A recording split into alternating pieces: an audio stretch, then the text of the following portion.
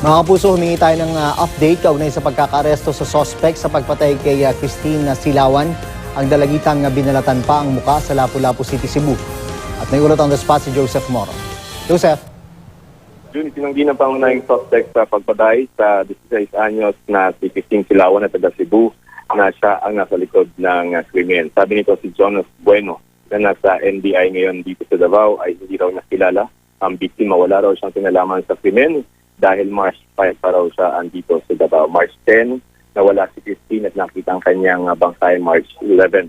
Nahuli kahapon ng otoridad si Bueno matapos itumbong si Bueno ng mga informante. Kilala daw si Bueno dahil sa kumalat na litrato niya sa Facebook. Sakto naman daw na may nakabang na may visa na warrant of arrest laban kay Bueno galing sa Danau City RTC Branch 25 para sa isa pang pagpatay. Ito yung pagpatay ng isa pang noong 2017 at pareho ang ginawa sa mga biktima. Tinalupan ng muka ng mga ito. Pero ito ng ang parehong krimen. Narito ang kanyang bayad.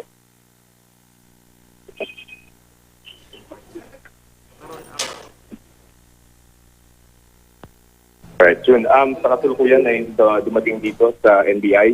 Itong si NBI Director Dante Geran at inaabangan na rin ng NBI yung mga opisyales. Galing naman doon sa Cebu Regional Office para makausap at maimbestigahan ang suspect.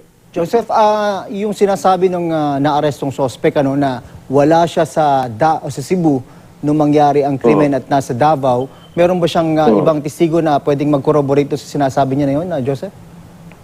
Actually, problema yung statement na March 5 that conflicts with yung unang statement din ng kanyang ka-live-in partner nang sabi niya sa NBI kahapon ay February 22 pa raw sila nandito sa Davao. So may problema doon sa statement nitong si Bueno at yung kanyang ka-live-in partner kung kailan sila nandito sa Davao galing ng Cebu. So yun yung iniimbestigahan ng pulisya. But what is established is that yung itong si Bueno, si Jonas Bueno, ay nahanap na rin ng batas para sa isa pang krimen ng 2017. So, as far as yung link doon sa bata, sa pagpatay doon sa bata, hindi pa yan established.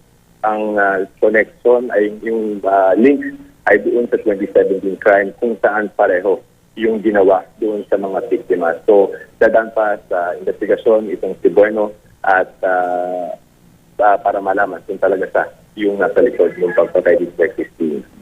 Ano daw ang profile nito, Joseph, bukod dun sa may isa pa siyang kinakaharap na murder case? Ito ba'y nagdodroga? Nakikita dito sa video na pinapakita mo natin, Joseph, na puno siya ng tato. Alam mo yung kwento dyan sa tattoo niya, parang katuwaan lang daw yung pagdatattoo na yan at depende yung design. Kasi may mga medyo weird na design dyan, parang design ng demonyo. Tanong natin, kasi yung sinasabi dito, may mga theory na part siya ng kulto, no?